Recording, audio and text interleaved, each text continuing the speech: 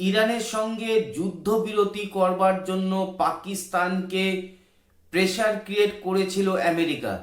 এই খবরটি প্রকাশিত হয়েছে ব্রিটেনের একটি সংবাদ মাধ্যমে। কি রয়েছে এই বিষয় সম্পূর্ণ আলোচনা করব এই প্রতিবেদনে।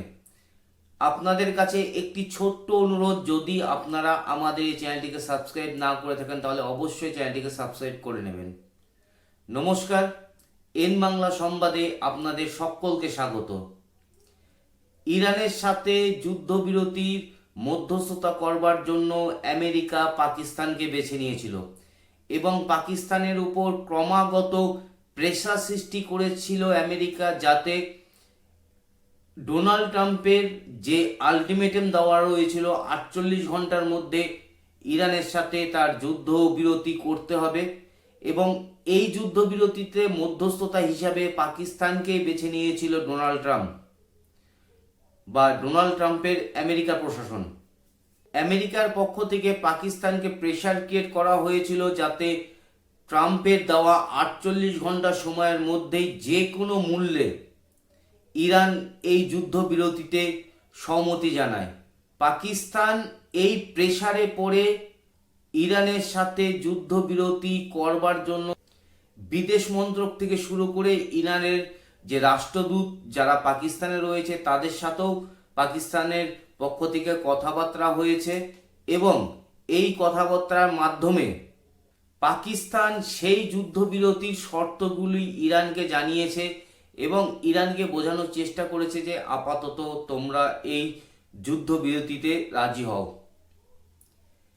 আমেরিকার কথাতে পাকিস্তান ইরানের এই যুদ্ধ বিরতি করতে সফল হয়েছে, কিন্তু আজকের ডেটে দাঁড়িয়েও ইরানের সাথে পাকিস্তানের মধ্যস্থতাতে আমেরিকার সঙ্গে যে যুদ্ধবিরতি হয়েছে সেটি মাত্র 24 ঘন্টাও সম্পূর্ণ হয়নি। তারপরেও ইরানের পক্ষ থেকে এই যুদ্ধবিরতিকে সম্পূর্ণ পরিমাণে হয়তো লঙ্ঘন করা হয়েছে বা ইরানের পক্ষ থেকে এই যুদ্ধবিরতিকে মানা হয়নি, কারণ এই যুদ্ধবিরতিতে আমেরিকার পক্ষ থেকে যে সকল শর্তগুলো দেওয়া হয়েছিল ইরান সেই সকল শর্তগুলো তো মানতে রাজি নয়।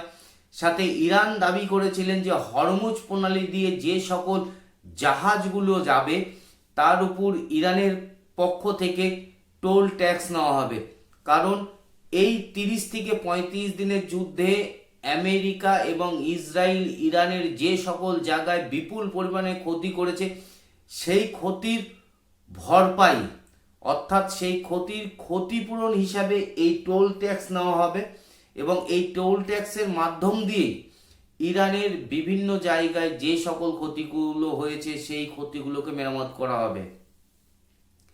আজকের ডেটে দাঁড়িয়ে পাকিস্তান যে নিজেকে খলিফা ভেবেছিল যে আজ আমরা ইরান এবং আমেরিকার যুদ্ধে মধ্যস্থতাকারী হিসাবে দাঁড়িয়ে আমরা এই যুদ্ধটাকে থামিয়ে দিয়েছি এবং বিশ্ব অর্থনীতিতে অর্থাৎ হরমুজ প্রণালী সম্পূর্ণরূপে ইরান বন্ধ করে দিয়েছিল।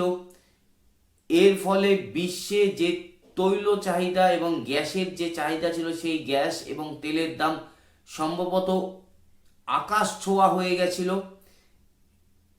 এর মাঝখান থেকে দাঁড়িয়ে পাকিস্তান এই ক্রেডিটটা নেওয়ার চিন্তা ভাবনা করে রেখেছিলেন যে আজকে আমরা গোটা বিশ্বের কাছে জানাবো যে এই ইরান এবং আমেরিকার যুদ্ধ, যেটাকে থামাতে গোটা বিশ্ব কার্যত অসফল রয়েছে, সেই যুদ্ধকে মধ্যস্থতাকারী হিসাবে আমরা থামিয়েছি।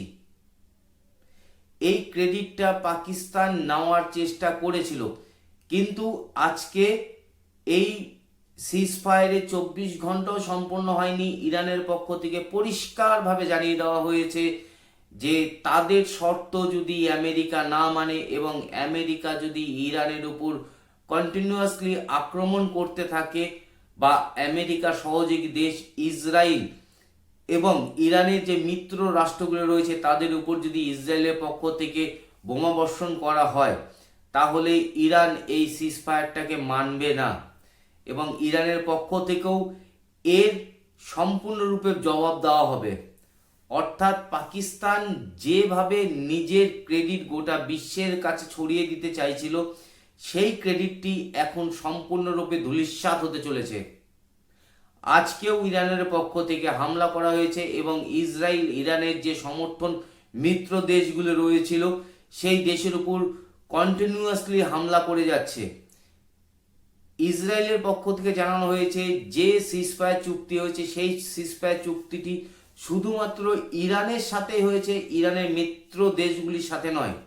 অর্থাৎ সেই সকল দেশগুলিতে ইসরায়েল কন্টিনিউ হামলা চালিয়ে যাচ্ছে এবং ইরানও তার প্রতি উত্তর দিচ্ছে। অর্থাৎ এই যুদ্ধবিরতি 24 ঘন্টা শেষ হতে না হতে আবার নতুন করে যুদ্ধবিরতি শুরু হয়ে গেছে মধ্যপ্রাচ্যে। মোটের উপর একটা কথা বলতেই পারি, পাকিস্তান যে নিজেকেও খলিফা ভেবে নিয়ে এই যুদ্ধবিরতিতে নিজেদের যে মাহাত্ম্য ছিল সেটা গোটা বিশ্বের কাছে যে প্রচার করতে চেয়েছিল, সেটা সম্পূর্ণ কার্যত ধূলিসাতের জায়গায় চলে এসেছে। আগামী দিনে পাকিস্তান যে ক্রেডিট নেওয়ার চিন্তা ভাবনা করেছে সেই ক্রেডিটটা সম্পূর্ণভাবে শেষ এবং ইসরায়েল ও আমেরিকার পক্ষ থেকে, অর্থাৎ আমেরিকা তো অ্যালায়েন্স ইসরায়েল যেভাবে ইরানের মিত্র রাষ্ট্রগুলোর উপর হামলা করছে, ইরান পরিষ্কার জানিয়ে দিয়েছে তারা এর প্রত্যুত্তর দেবে এবং এই হামলা যদি বন্ধ না হয় তাহলে ইরানের পক্ষ থেকে এই সিজফায়ারটিকে মানা হবে না। আপাতত দৃষ্টিতে একটা জিনিসই পরিষ্কার, এই যুদ্ধ থামেনি। আজকের এই প্রতিবেদনটি এখানেই সমাপ্ত হচ্ছে। যদি প্রতিবেদনটিকে ভালো লাগে তাহলে অবশ্যই চ্যানেলটিকে সাবস্ক্রাইব করে আমাদের সঙ্গে থাকবেন।